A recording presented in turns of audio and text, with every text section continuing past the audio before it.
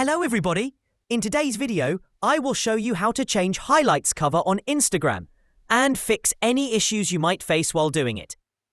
If you're struggling to save or display your highlight cover, these steps should help. First, check if your Instagram app is up to date.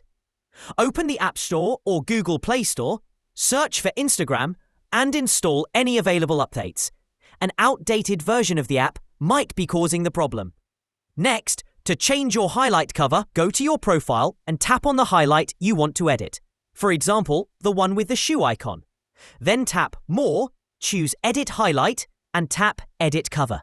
You can either select an image from your existing stories or upload a new one from your gallery. This is the exact method for how to change highlights cover on Instagram.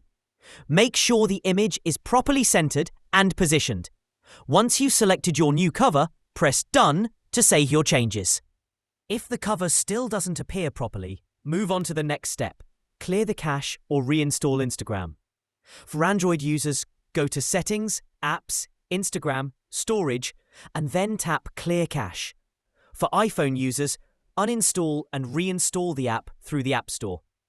After clearing the cache and reinstalling the app, go back and try setting the highlight cover once more.